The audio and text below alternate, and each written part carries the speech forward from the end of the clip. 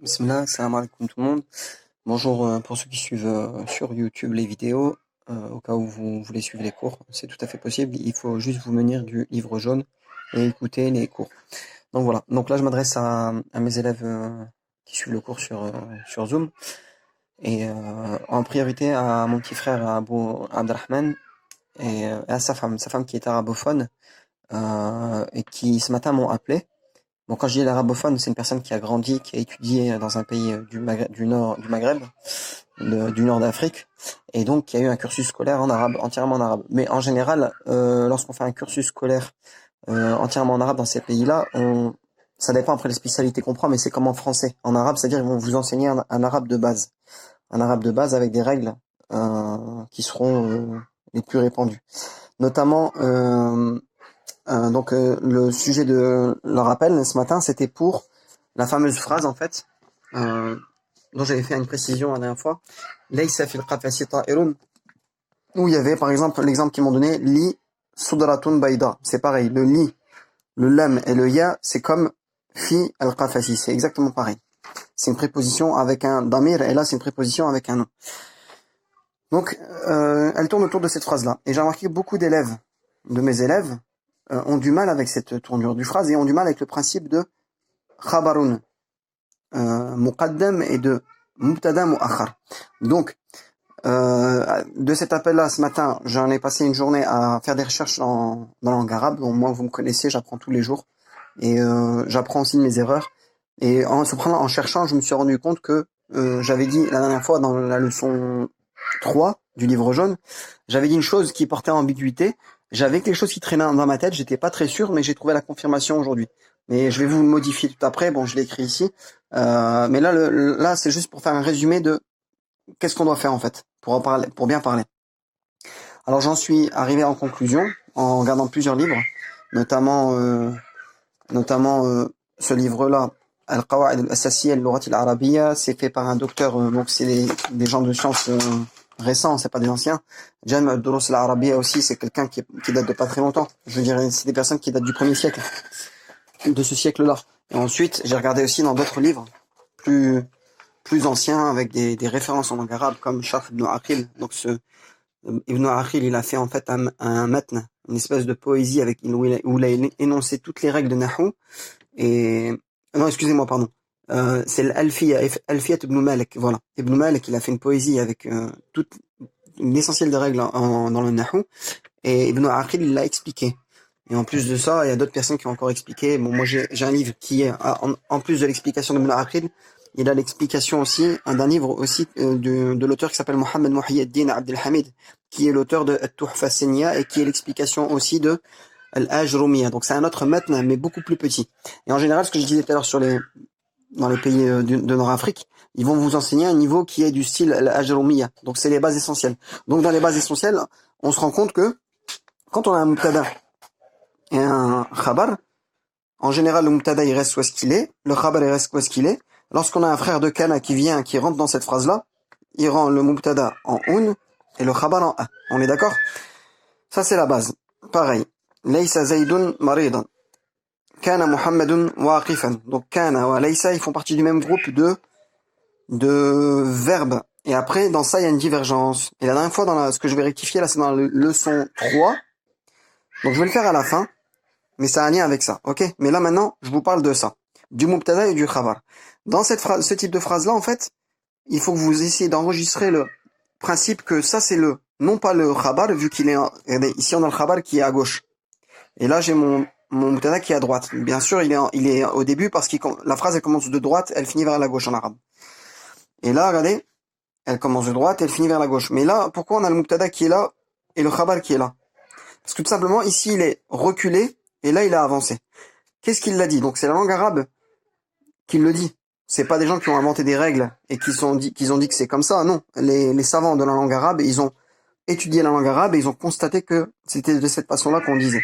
Donc là, laysa fil qafasi ta'irun. Ça, c'est la façon dont on parle en arabe. On dira laysa, il rend le mubtada en un et le khabar en a. Bon, là, il est pas en a, bien sûr, parce qu'il y a une préposition fi devant. Il y a un harf fi devant. Enfin, jar wa majrour, on est d'accord? Et là, c'est le mubtada mu'akhar, le mubtada reculé. Ok? Donc ça c'est, comment on arrive à ce principe-là? Mais écoutez, il y a plein de, j'ai lu un peu dans tous les livres, et il y a plein de,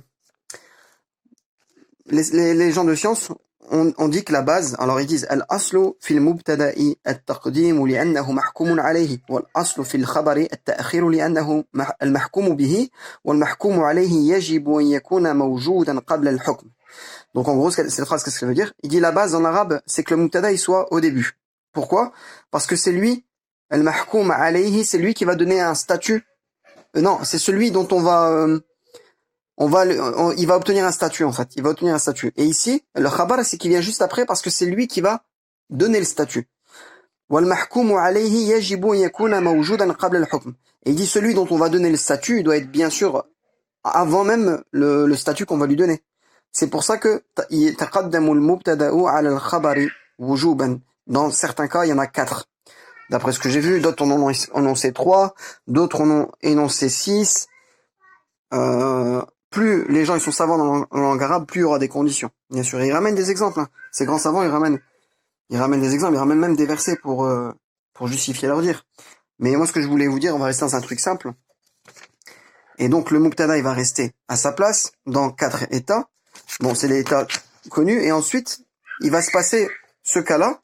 Donc, ça va être inversé dans 4 états aussi. Donc, c'est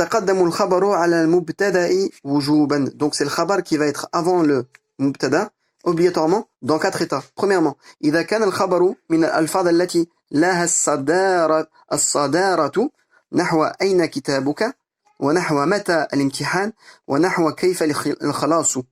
Donc, c'est souvent quand on a une question et qu'on a où, et qu'on a comment, et qu'on a quand. أين كتابك, où est ton livre? Quand est-ce qu'il y a l'examen? كيف الخلاص, comment on va faire? Quelle est la solution?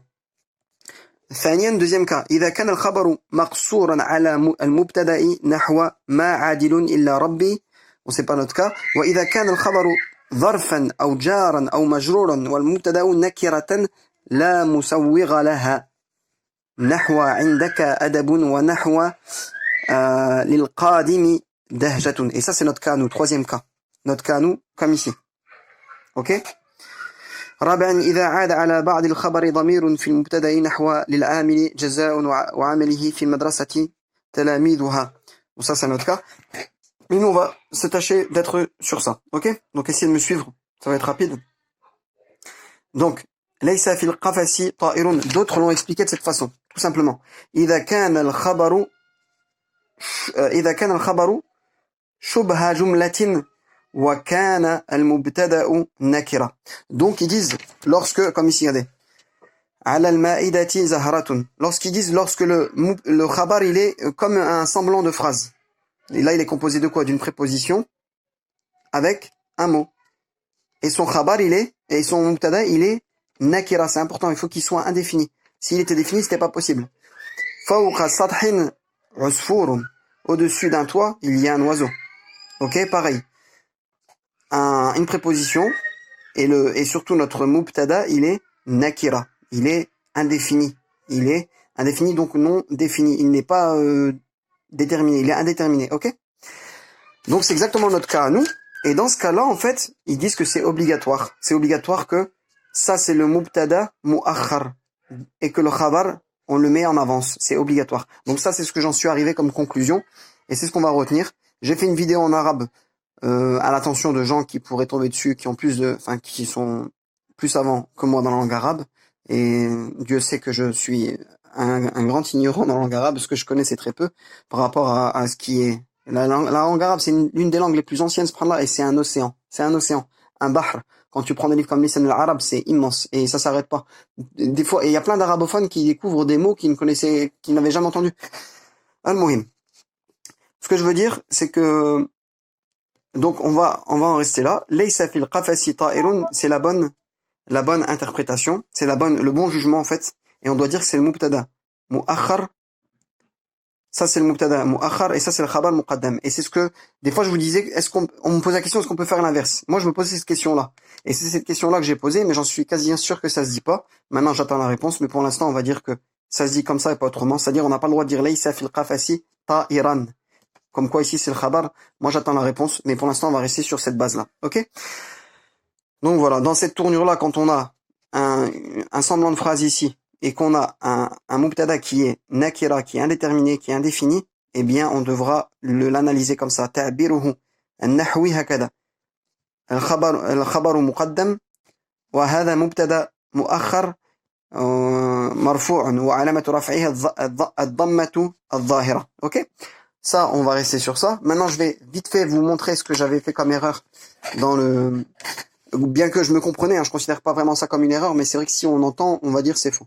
Donc, dans la leçon 3 exactement, si vous allez sur la vidéo, la leçon 3, suite du cours, à la minute 1:41, je commence, jusqu'à la minute 2, et tout ce que je dis, c'est ça en fait. Je dis, ce laysa, et je parle de laysa, fait partie d'un groupe de mots ou de verbes. Bien sûr, c'est faux. Le laysa, il fait partie d'un groupe de verbes, et non pas de mots. Ok? On va appeler, et je disais, on va pas appeler ça vraiment un verbe. Voilà, on va pas appeler ça vraiment un verbe, mais c'est pas un verbe. C'est un mot, moitié verbe, moitié mot. Bon, je rigole un peu quand je me réécoute. Ce que je voulais dire en gros, c'est que j'avais entendu à l'époque dans le passé qu'il y avait une divergence dans le harf laysa, et je visais ce harf là. Et il y avait une divergence sur est-ce que c'est un verbe ou est-ce que c'est une préposition. Et Dieu merci, je suis retombé dessus ce matin. C'était la cause de ce sabab-là, cette recherche-là. Donc, je vais rectifier aujourd'hui. Et ensuite, j'ai dit, mais on le considère comme un mot dans la langue arabe. Dans la langue arabe, donc ça aussi, c'est pas bon. C'est-à-dire, je voulais dire, on le considère comme une préposition, pardon. Une préposition. Quoique quoi qu'il se conjugue. Bien sûr, il se conjugue, mais il fait partie du groupe de mots. Et là, oui, j'avais dit du groupe de mots de Kana. Et c'est pas le groupe de mots de Kana, c'est le groupe des frères de Kana. Kana, en fait, ce sont des verbes. Kana wa khawatuha, c'est une série de verbes. Ce sont des verbes, ok? À retenir, ce sont pas des mots, donc c'est un verbe, bien sûr que c'est un verbe. Et laysa, il y a une divergence. Et voilà, c'est là où je veux en arriver. En lisant ce matin Sharh ibn Aqil, je suis tombé sur ça. Je vais vous le lire rapidement.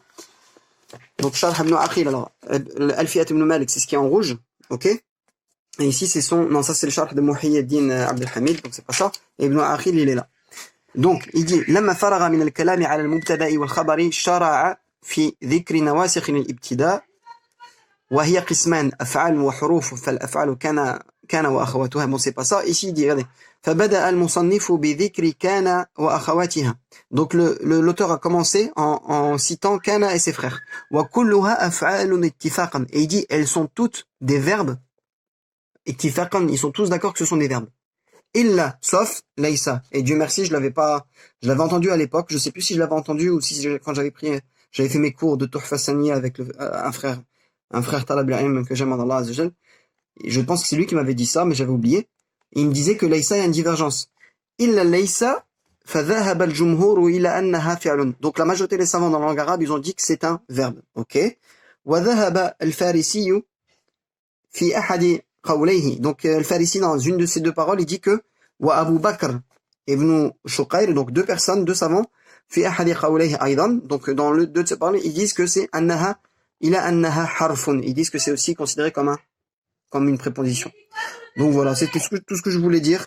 Donc j'espère que ça a été clair. Donc cette vidéo, elle est à prendre en deux parties. Première partie, c'est l'exposé. Deuxième partie, c'est la rectification de ce que j'ai fait dans la leçon 3. Et sur ce, je demande à Allah qui vous augmente votre science ainsi qu'à moi, et qu'Allah nous rende sincères. Salam alaikum. Au revoir tout le monde.